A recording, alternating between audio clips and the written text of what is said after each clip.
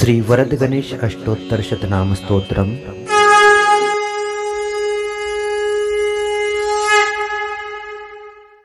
श्री वरद गणेश अष्टोत्तर शतनाम स्तोत्रम।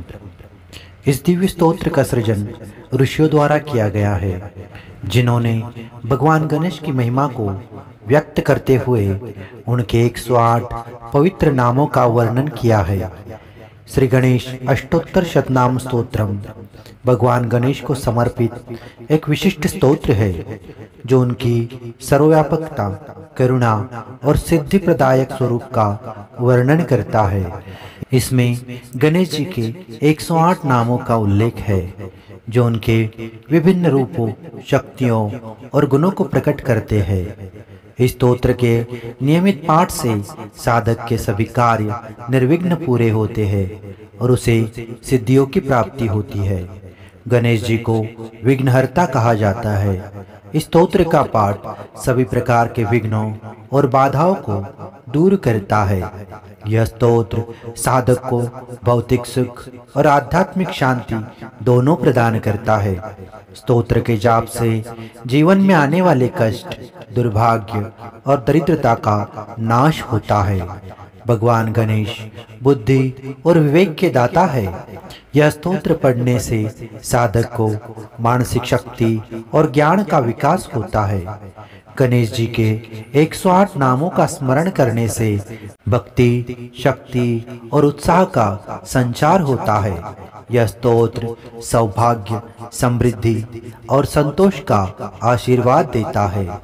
इस स्तोत्र का पाठ सुबह या शुभ मुहूर्त में किया जाना चाहिए। इसे पढ़ते समय भगवान गणेश के प्रति श्रद्धा और भक्ति का भाव रखना अनिवार्य है। श्री वरद गणेश अष्टोत्तर शतनाम स्तोत्रम भगवान गणेश की कृपा प्राप्त करने का एक प्रभावी और सरल माध्यम है।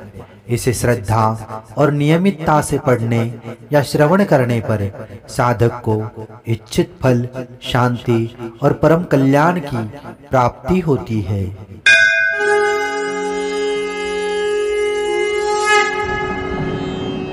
गणेशो विघ्नराजश्च विघ्नहर्ता गणाधिपः लंबोदरो वक्रतुंडो विकटो गणनायकः गजास्य सिद्धिदाता च कर्वो मूषकवाहनः मूषको गणराजश्च शैलजानन्ददायकः गृहाग्रजो महातेजा कुब्जो भक्तप्रिया प्रभु सिंधुराभो गणाध्यक्ष स्त्रीनेत्रोदनदायका वामनाशूर्पकर्णश्च डुम्रशङ्करनन्दनः सर्वार्थिनाशको विघ्न कपिलो मोदकप्रिया संकष्टनाशनो देवा सुरासुरनमस्कृतः उमासुतः कृपालुश्च सर्वज्ञ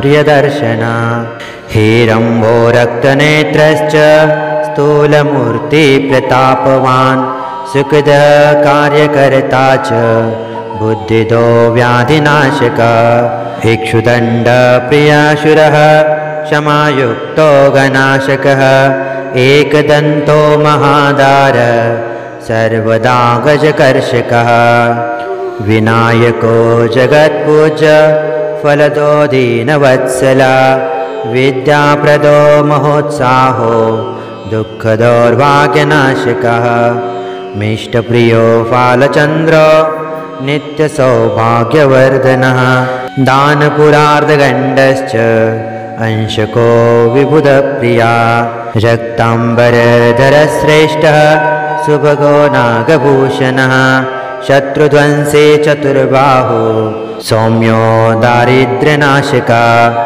आदिपूज्यो दयाशीलो रक्तमुण्डो महोदयः सर्वगः सौख्यकृच्छ्रद्ध कृत्यपूज्यो बुधप्रियः सर्वदेवमयः शान्तो भुक्तिमुक्तिप्रदायकः विद्यावान् दानशीलश्च वेदविन्मन्त्रवित्सुधि अविज्ञातगतिर्ज्ञाने ज्ञानिगम्यो मुनिस्तुतः योगज्ञयोगपूजश्च फालनेत्रः शिवात्मजः सर्वमन्त्रमयः श्रीमान् अवशो वशकारकः विघ्नध्वंसी सदाभिष्टो भक्तानां फलदायकः इदं स्तोत्रं गणेशश्च पठेश्च सादरं नरः तस्य वाञ्छितकामस्य सिद्धिर्भवति निश्चितम्।